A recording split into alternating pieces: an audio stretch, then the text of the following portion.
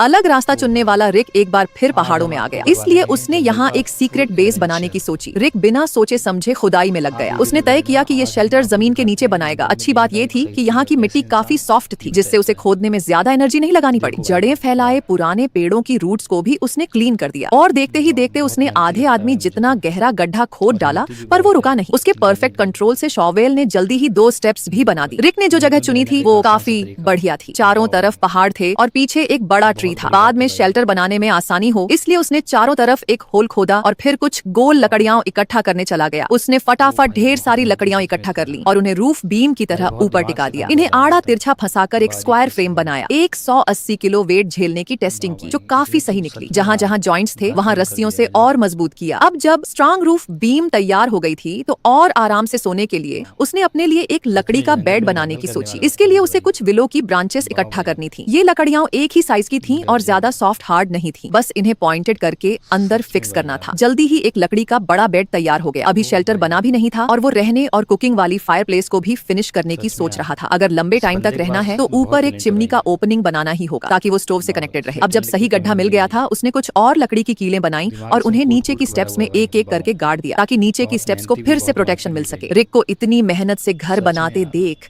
शायद किराए का घर ही ले लेना चाहिए। ग्रेजुएशन के बाद किराए पर घर चाहिए तो 58 टोंग पर डायरेक्ट लैंडलॉर्ड से किराए पर ले सकते हैं, कोई एजेंट नहीं। उसने हर स्टेप को रॉक से ढका, फिर पास से कुछ छोटी लकड़ियां ली। ये सब वुडन बोर्ड्स के लिए बढ़िया मटेरियल थी, बस उन्हें एक ही साइज का बनाना था और फिर उन्हें रफ ग्राउंड पर एक एक करके बिछाना था। क्लीनलीनेस पसंद करने वाला रिक सीढ़ियों को भी बहुत स्मूथ करके बिछाया था और जहाँ भी गैप था वहाँ काई मॉस से भर दिया था। इससे बारिश में मिट्टी बहने का रिस्क भी कम हो गया और पूरी जगह का ओवरऑल लुक भी बढ़िया हो गया। बात यहीं खत्म नहीं हुई, अंदर के इंटीरियर के लिए भी रिक के अपने आइडियाज थे। उसने पिकाक्स से ग्रूव्स खोदे, फिर बचे हुए लकड़ी के पीसेस उनमें फिक्स कर दिए। ये नीचे के स्टोव से मैच कर रहे थे और एक आर्टिस्टिक ह्यूमन फेस का शेप ले रहे थे। रिक ने इसी तरीके से दूसरी तरफ भी सेम टू सेम वैसा ही बनाया, बस नीचे एक छोटी डाइनिंग टेबल जोड़ दी। इससे स्पेस भी बची और रोज खाना खाने में भी काफी इजी हो गया। अब बाहरी स्ट्रक्चर तो तैयार था, बस फिनिशिंग टच का इंतजार था। नए घर में जल्दी रहने के लिए उसने ऐसा फ्लैट रूफ डिजाइन चुना। इस तरह की रूफ बनाने में कम मटेरियल लगता है और ये बनाने में भी काफी सिंपल होती है। बस लकड़ियों को एक एक करके बराबर बराबर रखना था और अली ने ये सिर्फ आधे घंटे में कर दिया। लेकिन सीलिंग की प्रॉब्लम को देखते हुए वो कुछ सॉफ्ट बर्च की बार्क ढूंढ कर लाया और उसे शेल्टर के ऊपर फैला दिया। हालांकि ये थोड़ी रफ दिख रही थी पर इसका इफेक्ट काफी प्रैक्टिकल था। बारिश के पानी को अंदर आने से रोकने के लिए उसने येलो क्ले से उसे वापस भरकर मजबूत किया, जिससे ये नेचर में मिक्स हो गया। इसे और ज्यादा हिडन दिखाने के लिए ये सूखी पत्तियां सबसे बढ़िया कैमोफ्लाज मटेरियल थी। रिक ने बिना हिचकिचाए पूरी जमीन को इनसे कवर कर दिया। अब पक्का मानो आते जाते कोई इसे देख नहीं पाएगा। जैसे जैसे शाम गहराती गई रिक ने गर्म कैंडल जलाई